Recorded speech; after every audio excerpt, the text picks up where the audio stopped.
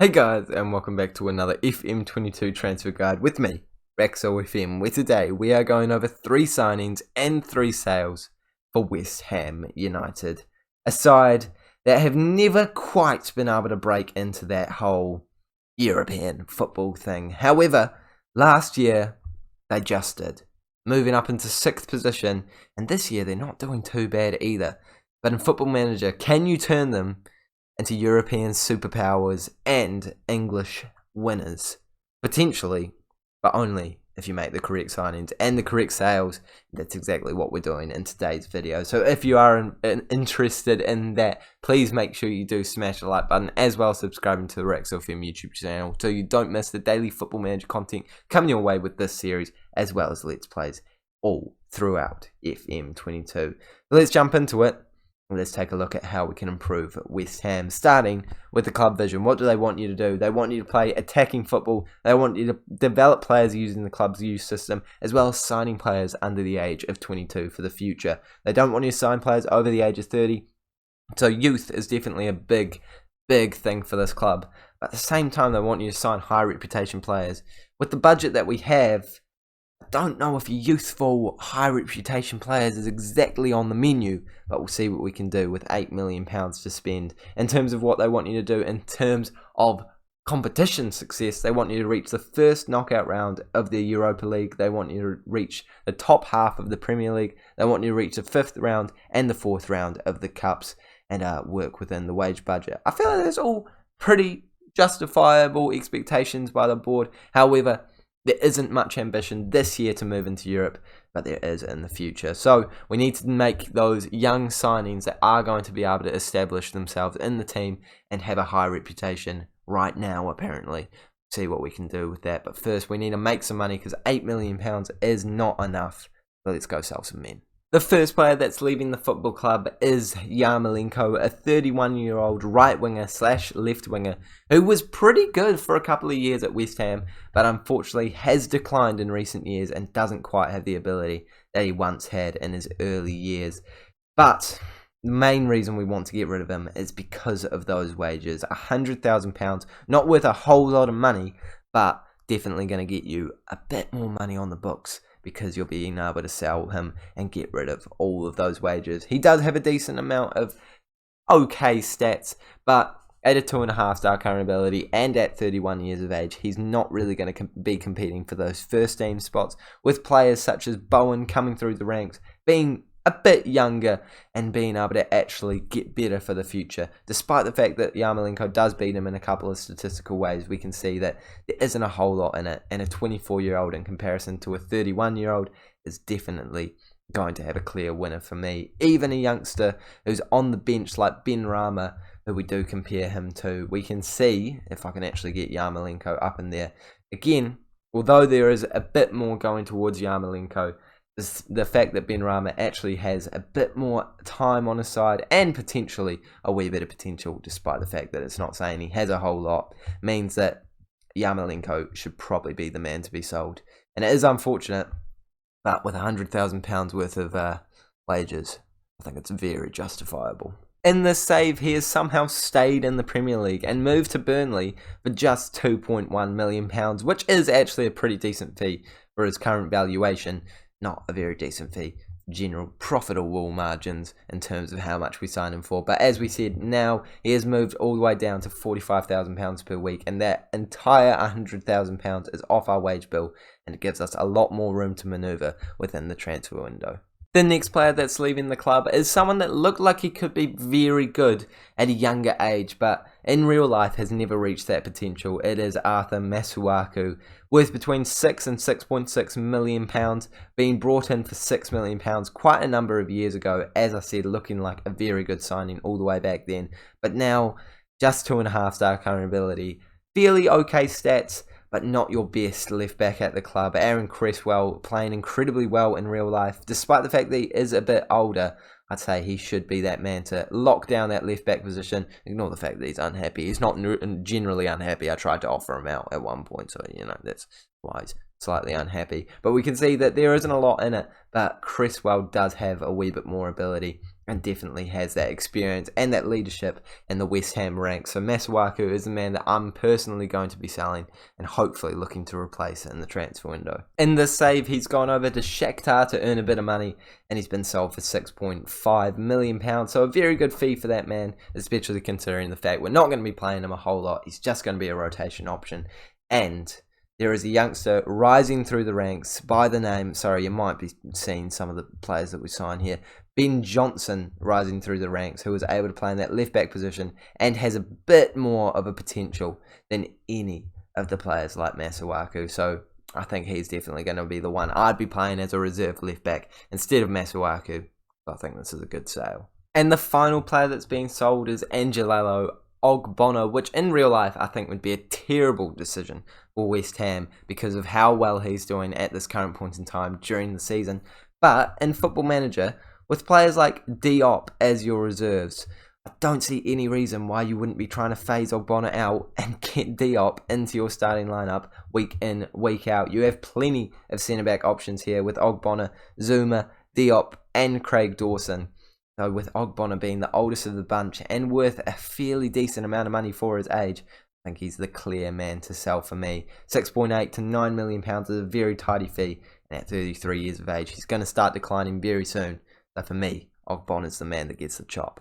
In this save, he has stayed in the Premier League, gone to Wolves for a decent fee of £8 million, which is very impressive considering the fact we only paid £10 million for him quite a number of years ago. So it shows even at his age, he does have a bit of quality, not the quality that we desperately need. So £8 million is going to be a lot more useful for us to invest back into the club by signing some youngsters. But first, we're going to work out where we need to sign and where we need to improve to get this team to European football standards. So after those sales, if we quick pick our best 11, we can see that this is what it looks like. And I think it's a pretty decent side. I would personally be certainly starting Diop in that centre-back position. But even still, it doesn't look like there's a whole lot of cracks within the team. But when we go into the squad depth screen, we can see it in a little bit more of a clear picture.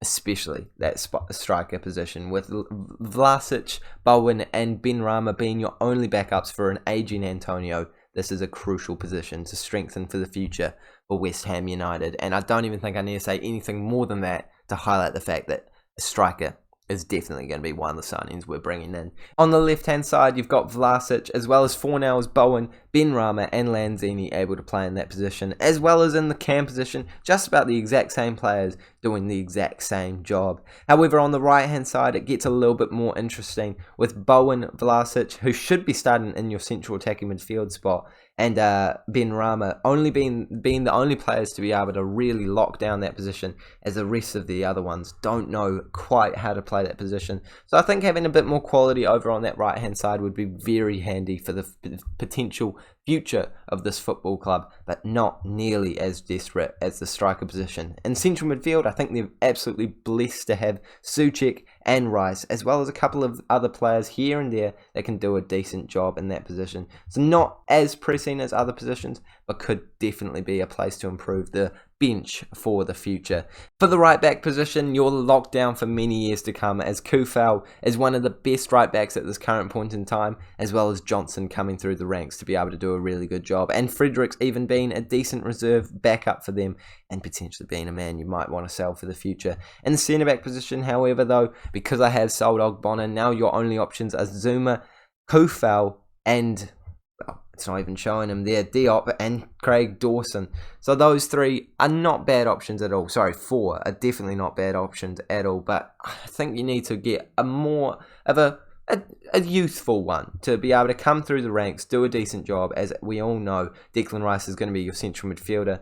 So the youngest centre-back you have is 26 years of age and 24 years of age in the form of the French duo. So I think that position definitely needs to be strengthened for the future. And left-back, although it looks a little bit dry, Cresswell and Johnson will do a very good job for you for the future, especially considering the fact you've got Fredericks to be able to cover the right-hand side. I think you're sorted for those wing-back positions. Goalkeeper's the last position, and with those three, you'll be able to rotate, find out who your best goalkeeper is.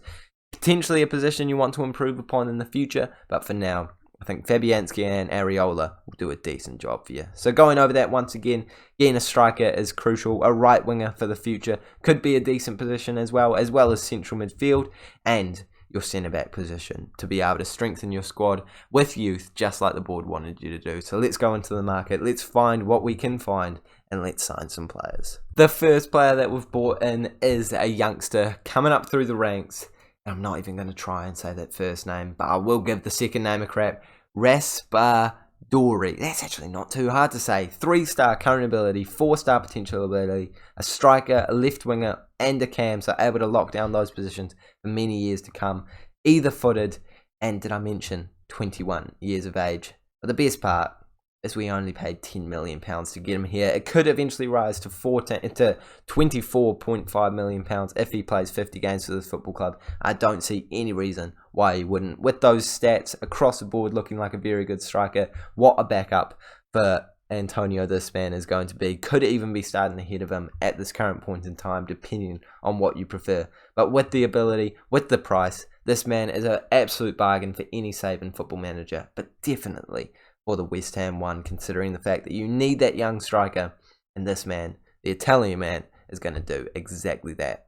The next player that we've brought in is Adnan Januzaj, a very good right wing / left wing option that I think brings a bit more quality into those positions than what currently is there, despite the fact that in real life those players are absolutely balling in the Premier League.